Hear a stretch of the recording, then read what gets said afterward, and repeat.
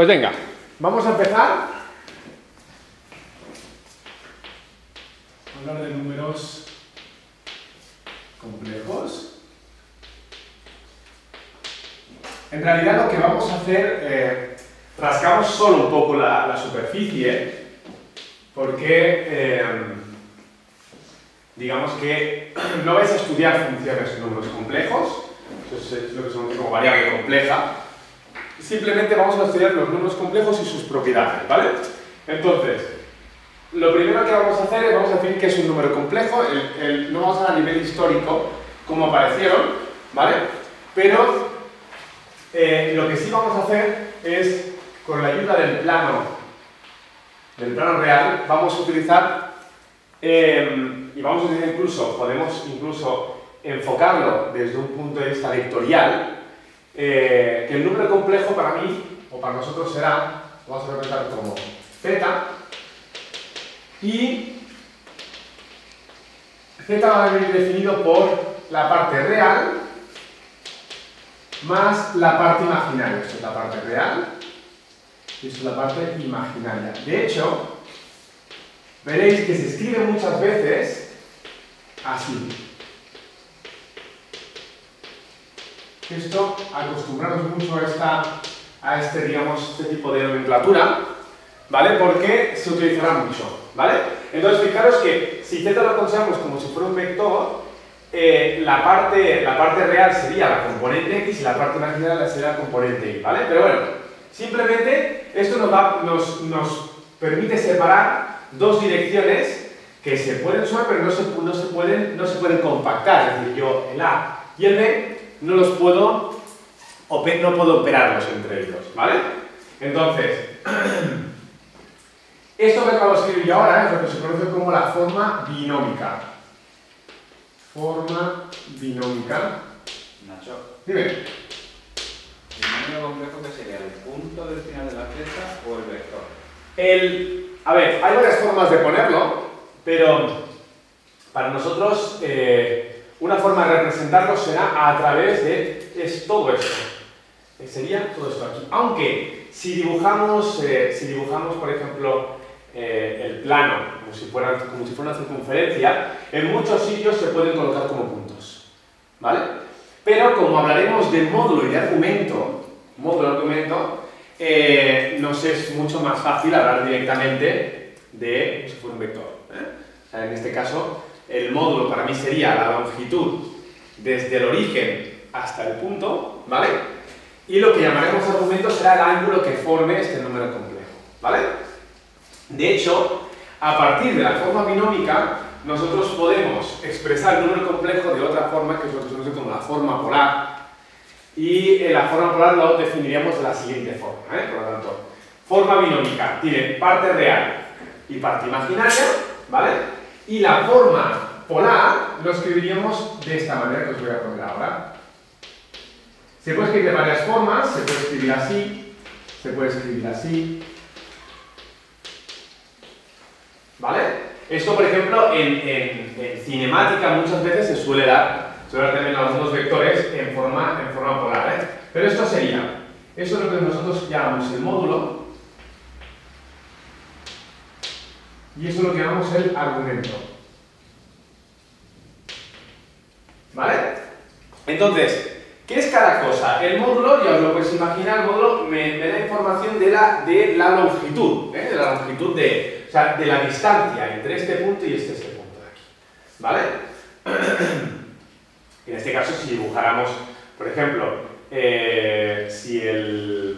cuando hablemos de raíces de un número complejo, observaremos que el módulo será constante.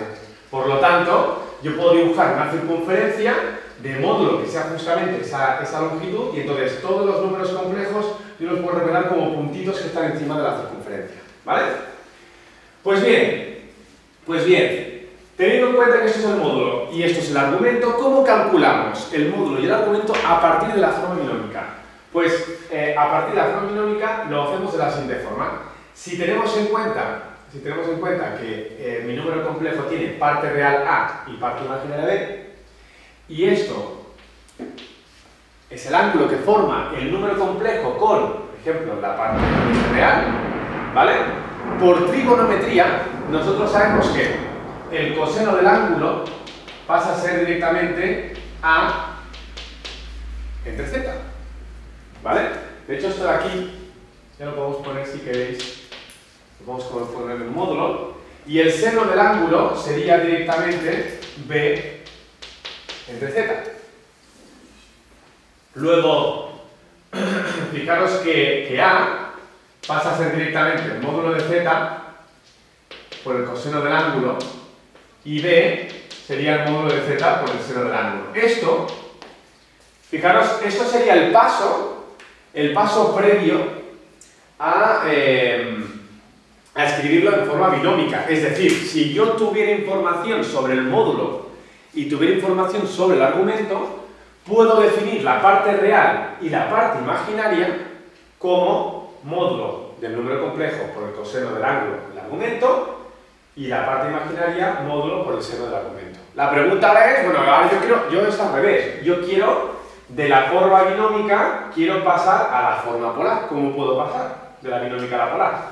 Pues lo que hago es, cogiendo el mismo triángulo rectángulo, digo, vale, pues, ¿cómo definiría? ¿Cómo puedo definir este módulo aquí? Ojo con lo que, ojo a la hora de definir el módulo, ¿eh? La forma para definir el módulo, o al menos para intentar definir el módulo, vamos a poner aquí módulo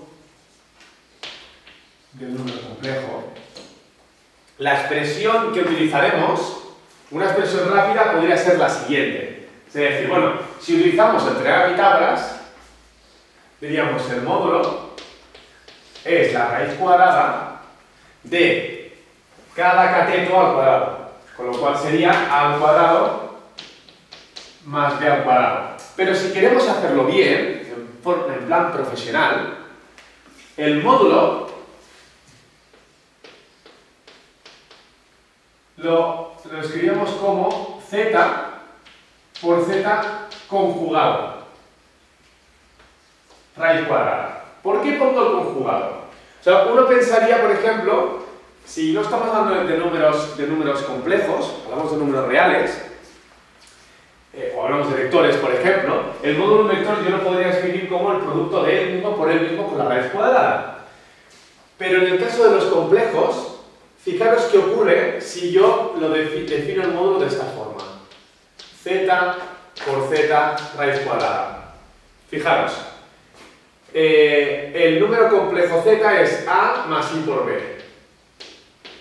Por el mismo, con la raíz cuadrada, ¿qué me quedaría esto? ¿Qué me quedaría hacer este producto? Pues fijaros, lo que me quedaría es a por a, esto es a al cuadrado, ¿vale? Luego me quedaría a por i por b, esto sería a por b multiplicado por i. Luego, el i por b multiplicado por a, con lo cual eso sería 2 veces a por b por i. Y finalmente i por b, esto me quedaría i al cuadrado por b al cuadrado. Pero sabemos que i al cuadrado es menos 1. Luego esto finalmente me quedaría a al cuadrado más 2 por a por b por i menos b al cuadrado. Esto no es esto. ¿Vale? Ahora bien, si yo multiplico el número complejo por su conjugado, ¿cuál es el conjugado del número complejo? Dado este número complejo, su conjugado es... Ese es el conjugado de z. El conjugado es simplemente cambiar el signo a la parte imaginaria. ¿Vale? Pues si hacéis el producto, os quedará a más i por b multiplicado por a menos i por b, raíz cuadrada. Y si esto lo hacéis, si os acordáis de la propiedad aquella de suma por diferencia, que esto es resta de cuadrados, esto finalmente me queda a al cuadrado más b al cuadrado. Por lo tanto, el módulo de un número complejo es el producto de él por su mismo conjugado y finalmente hacer la raíz cuadrada. ¿Vale? Vale, entonces, ya tenemos el módulo. ¿Cómo calculamos el argumento? ¿Cómo calculamos el argumento? Para calcular el argumento, simplemente nos falta utilizar el hecho de que la tangente de este ángulo es cateto opuesto entre cateto contiguo. Por lo tanto, lo voy a poner aquí, ¿vale? El argumento, escribo así, argumento de un número complejo, se pone así, se puede calcular a través de, yo hago tangente del ángulo es igual a parte imaginaria entre parte real, ¿vale? Y ahora de aquí yo puedo hacer la arcotangente de B dividido entre A. Pero esto es algo también a tener muy en cuenta. Dado un número complejo, este número complejo describe un cierto ángulo en el espacio, pero si yo diera otra vuelta, una vuelta completa, volvería a estar en el mismo punto. Por lo tanto, en realidad, podría añadir aquí más múltiplos de vueltas, siendo 2pi, haciendo referencia a estos son los 360 grados y esto es el número de vueltas. ¿Sí? ¿Vale? Por lo tanto, el argumento de un número complejo, en este caso sería el arco tangente de B dividido entre A más 2πk. Pero, no vayáis, o no quiero que vayáis directamente a calcular el ángulo o el argumento de un número complejo. ¿Por qué? Ahora os explicaré por qué. Si el número complejo cae en el primer cuadrante, si el número complejo cae aquí, entonces sí que podéis ir directamente a calcularlo. ¿Vale? Pero, ¿puedo borrar algo? Sí. ¿Puedo borrar todo? ¿Está bien? ¿Sí?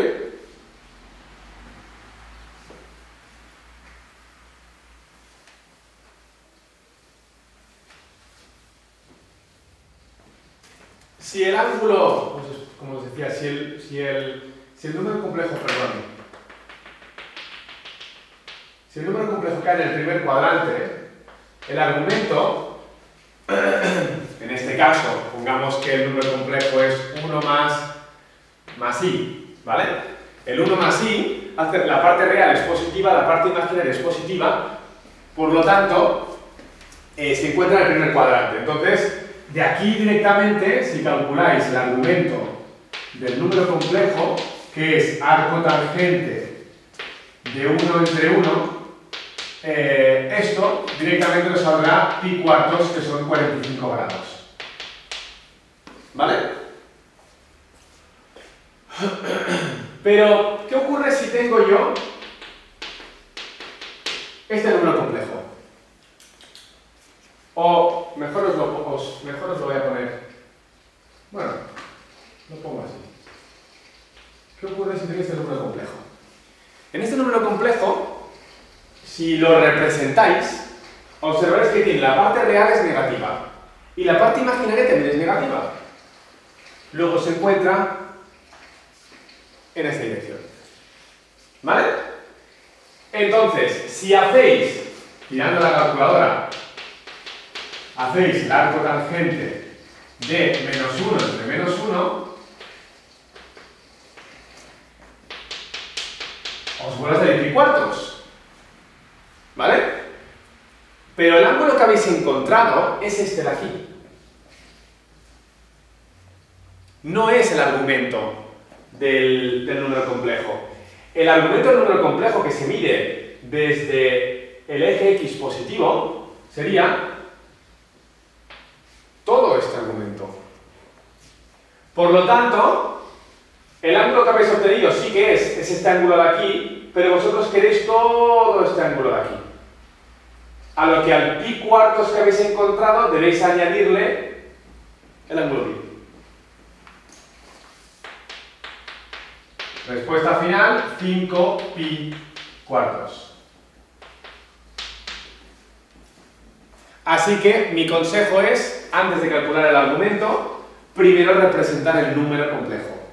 Ver en qué cuadrante cae. Una vez sepáis en qué cuadrante cae, ya sabréis si le tenéis que añadir pi, si cae en el tercer cuadrante, si cae en el segundo cuadrante le restaríamos pi al ángulo que hemos obtenido, y si cae en el cuarto cuadrante le restaríamos a 2pi, le restaríamos el ángulo que hemos obtenido. ¿Vale? Vale.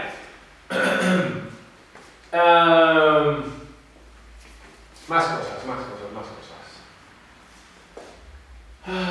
Vale, por lo tanto, el número complejo, y vamos a poner aquí la forma polar. Forma polar y forma binómica. Vamos aquí a alternar con las dos.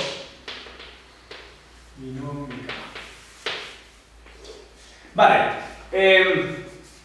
¿Por qué se juega? Porque hay varias formas.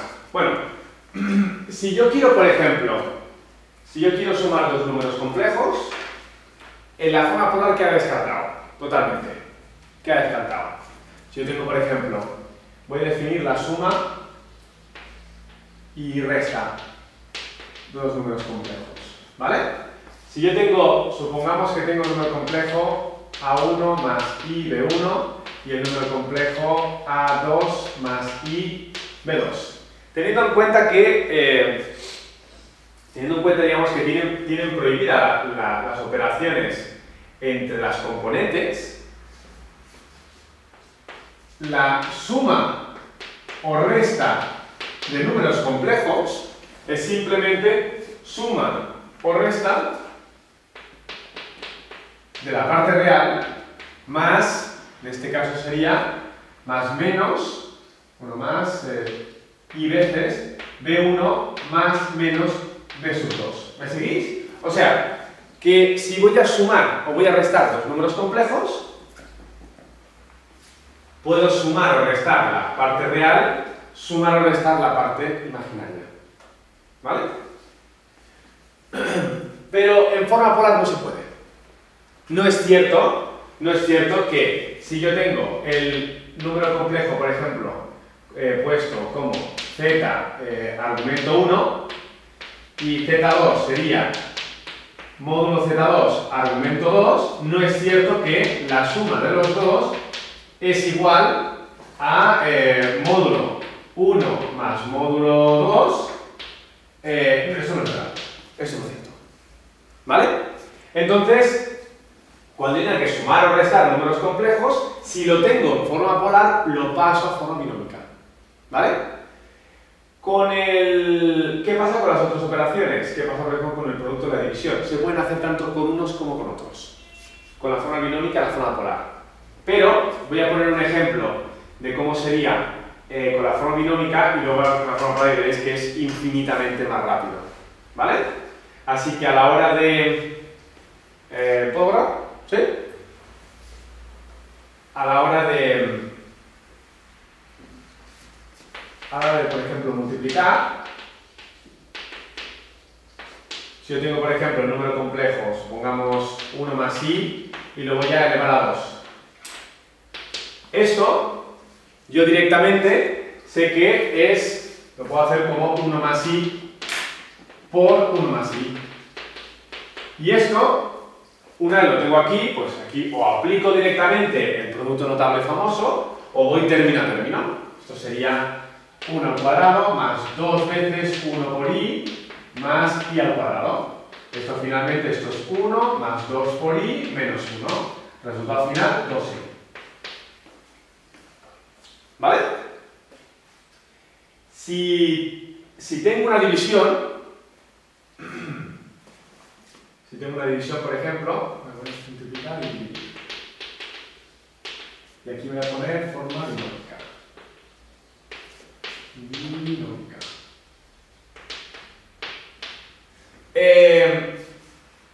división, pongamos 1 más, voy a poner i a la 5, dividido entre menos i por 1 menos 2 por i. Supongamos que tengo esto.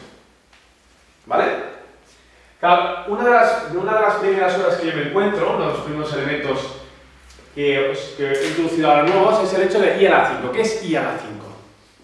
El i a la 5, esto que os voy a poner a este ejercicio va muy bien.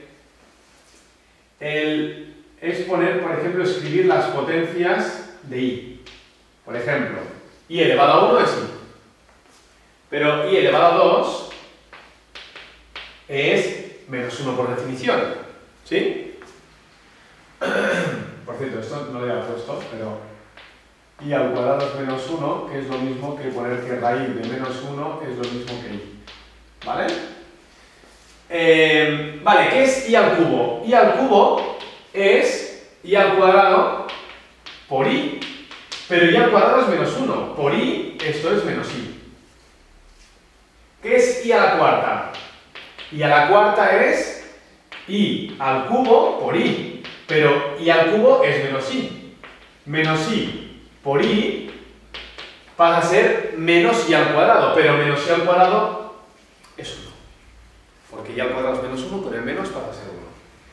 ¿Qué sería i a la 5? Pues i a la 5 vuelve a ser de nuevo otra vez.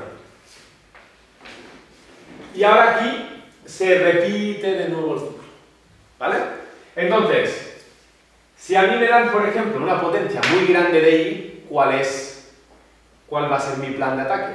Pues decir, bueno, si yo tengo, por ejemplo, i elevado a un número muy alto, si yo lo puedo escribir en términos, por ejemplo, en potencias de 4,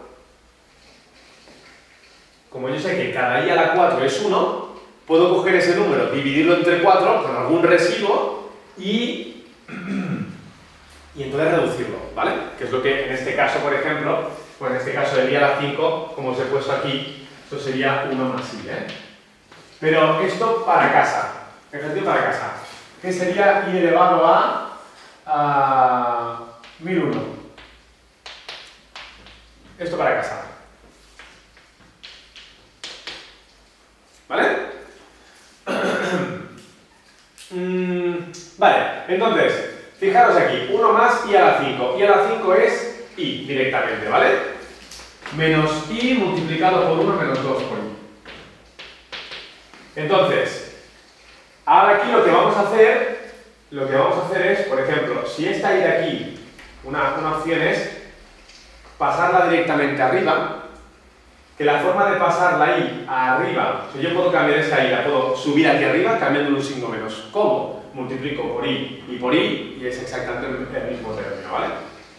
O la otra cosa es multiplicar la parte de abajo por i.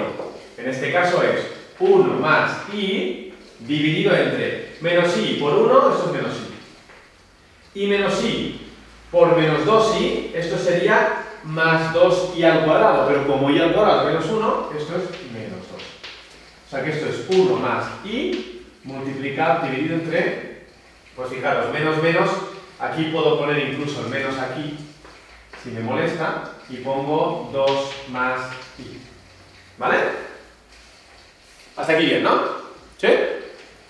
¿Voy muy rápido? No, muy bien, ¿no? Vale. Cuando tengo una división, mi objetivo final es describir mi número complejo, al igual que he hecho aquí, separando la parte real de la parte imaginaria, ¿vale? Entonces, o sea, aquí no serviría nada que yo pusiera, por ejemplo, 1 dividido entre esto, más i dividido entre esto. Entonces, lo que yo voy a hacer aquí es, mi primer objetivo es cargarme la i de la parte de abajo. ¿Y cómo lo hago? Pues lo que hago es, voy a multiplicar por el conjugado del denominador, ¿vale? El conjugado de 2 más i es 2 menos i. Y esto lo multiplico tanto abajo como arriba. ¿Vale? Así que aquí la parte esta sería, multiplicamos arriba y abajo por el conjugado conjunto del denominador. ¿Vale? El conjugado del denominador. Pues bien, si lo hacéis, ¿qué os queda aquí? Lo que os queda es 1 más i multiplicado por 2 menos i, ¿vale? Esto aquí haríamos pues 1 por 2, esto sería 2. Esto sería menos i por 2, esto sería 2i. Y luego i por menos i, esto sería más 1. Y todo esto multiplicado por un menos. Dividido entre... Ahora, fijaros, 2 más i por 2 menos i, nos acordamos de la propiedad y sería 2 al cuadrado menos i al cuadrado. Y esto va a ser finalmente, pues fijaros, 2 más 1 es 2, 3. 2i menos i, esto sería más i, dividido entre 4 más 1. O sea, esto es menos 3 más i dividido entre 5. Y ahora, una vez llegamos aquí, estamos obligados a separar incluso, dejando bien claro qué es la parte real A y qué es la parte imaginaria B. ¿Por qué? ¿Por qué es importante eso? Bueno, porque en algún momento os podrían poner algún ejercicio en el que os digan encontrar, os puedo poner por ejemplo un número, bueno de hecho mira, os voy a poner otro ejercicio para casa, cuando acabéis de copiar os lo pongo y entenderéis por qué eso es importante, ¿vale? ¿Ya puedo borrar? ¿Sí?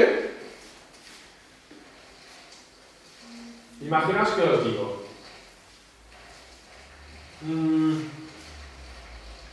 tenemos la siguiente expresión, k menos 2i dividido entre k al cuadrado menos 3i igual a 2i. No. Esto es igual a un número complejo. Y os digo, hallar el valor de k. Sí. 2 puntos. Apartado A y apartado B.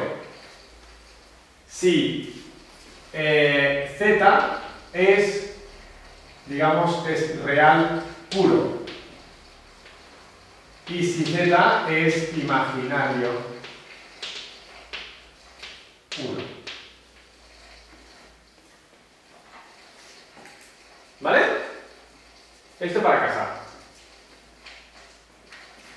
Esto para casa. ¿Qué quiere decir real puro e imaginario puro? ¿Solo parte real o solo parte imaginaria? Ahí está. Por lo tanto, vuestro objetivo será que ese número complejo z lo podáis, digamos, definir separando la parte real de la parte imaginaria. Porque si no sabéis separar la parte real de la parte imaginaria, este ejercicio, por ejemplo, no sabéis resolver. Entonces, siempre es bueno que si yo lo doy en forma binómica, separa la parte real de la parte imaginaria. ¿Sí? ¿Preguntas?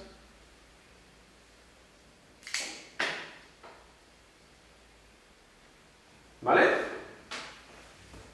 ¿No tenéis ninguna pregunta? ¿Estáis cansados o está entrando bien? Sí, ¿no? Está haciendo live. Vale. Borra aquí, ¿vale? ¿Sí? Yo tengo una, Nacho. Pregunta. En el ejercicio que he resuelto, has hecho 3 más i dividido entre 5, ¿no? Sí. Vale, y luego has sustituido la i por el menos 1. Bueno, es que si te fijas, yo aquí puedo haber puesto 3 entre 5, ¿verdad? Y luego i entre 5, ¿no? Pero es que a eso voy. Parece una tontería este detalle, pero vuestra parte imaginaria es 1 dividido entre 5.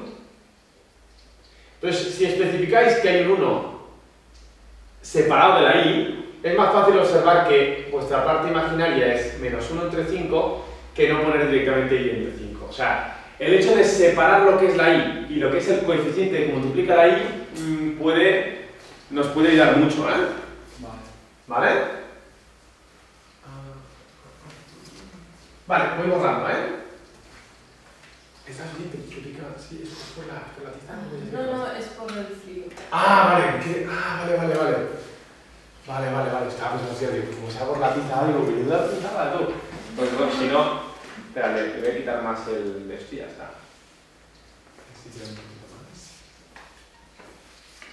Vale, pues ahora vamos a hacer lo mismo, pero con la forma polar. La forma polar nos va nos va a simplificar la vida muchísimo a la hora de multiplicar y dividir. Multiplicar, dividir, forma polar.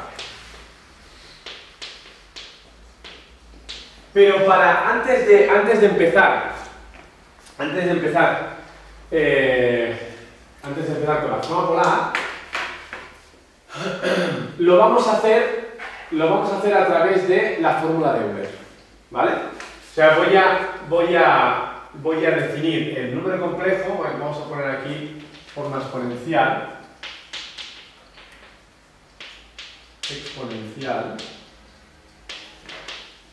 de un número complejo. Fórmula de Euler. Vale. No vamos a demostrar dónde sale. Eso os lo dejo a vosotros. Lo dejo como ejercicio de interés. ¿Vale? Damián sabe a qué ejercicio me refiero. Pero, venga, yo os lo voy a poner, ¿vale? Os voy a dar una pista cómo demostrar la fórmula de Euler, que es la que os voy a poner ahora. E elevado a i del ángulo es igual a coseno del ángulo más i veces seno del ángulo. Eso es la fórmula de Euler. ¿Y cómo podríamos demostrarla? Si os acordáis de Taylor, os doy una pista, A ver quién tiene tiempo o quién tiene interés, ¿vale? Tenéis que hacer el desarrollo de Taylor de estas tres funciones. Coseno del ángulo, seno del ángulo y e elevado a i del ángulo. ¿Vale?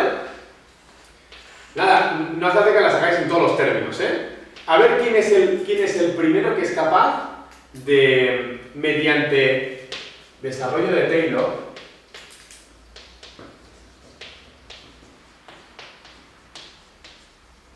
llega a esta expresión aquí. La verdad es que chula, Yo en su día lo hice y hostia, uno se siente lleno, ¿sabes? En plan, ya sé cómo se demuestra la fórmula de Euler, ¿vale? Aparte de esa demostración, esto es muy útil, muy útil. Ya veréis por qué. Bueno, lo que vamos a hacer ahora es, fijaros, que si yo cojo mi número complejo, que inicialmente era a más i por b, ¿cierto? ¿Vale? Y recuerdo la forma polar, yo recuerdo que la a era módulo de z por el coseno del ángulo, y la parte b es módulo de z seno del ángulo, ¿correcto? ¿Sí? Pues si yo ahora saco aquí y hago factor común del módulo de z, me queda esta expresión aquí que dices, hostias, esto a mí me suena de algo. Coseno del ángulo más i veces seno del ángulo es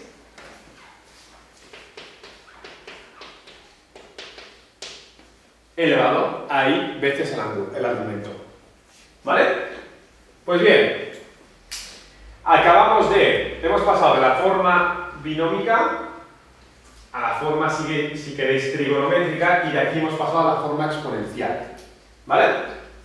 Pues bien, ¿cómo queda la multiplicación y la división si lo tenemos en forma exponencial? Supongamos que z1 es módulo de z1 por e elevado a i veces el argumento 1. Y supongamos que z2 es módulo de z2 por e elevado a i veces el ángulo 2. ¿Vale? ¿Qué me queda el producto de dos números complejos? Pues, ahora cojo esta expresión de aquí y digo, vale, pues esto es módulo de 1 por e elevado, de hecho, bueno, aquí esto pondríamos i el ángulo 1 por módulo de 2 y el ángulo 2, y si ahora esto lo agrupo, veo que aquí tengo dos números, por lo tanto los puedo multiplicar. Y aquí tengo dos exponenciales que, como tienen la misma base, puedo sumar sus argumentos. ¡Qué maravilla! Ya está. Cuando tengo que multiplicar dos números complejos, lo que hago es multiplico sus módulos y sumo sus argumentos. Y esto ha salido simplemente recordando un poco las reglas de potenciación. ¿Vale? ¿Y qué ocurre en la división? En la división, más de lo mismo. Número complejo z es módulo z1 por e elevado a i veces el ángulo 1, módulo de z2 por e veces i el ángulo 2. Pues bien, aquí, igual que antes, tengo dos números, están dividiendo, por lo tanto divido los módulos. ¿Y los argumentos qué hago? ¿Qué hago con los argumentos? Misma base, en este caso la base e, por i elevado a ángulo 1 menos ángulo 2. Divido los módulos y resto los argumentos. Fijaros qué rápido voy a multiplicar y dividir a los números complejos. Muy rápido. Muy rápido. Así que cuando queramos sumar y restar, tiramos de la binómica. Y cuando queramos multiplicar o dividir, tiramos de la polar o exponencial. Es menos 2, ¿no? Ángulo. ¿Ángulo 1? No de aquí, de E. ¿Aquí? Después de división. ¿Aquí? Sí. Ángulo 1 no es ángulo 2, ¿no? Este no es este. Vale.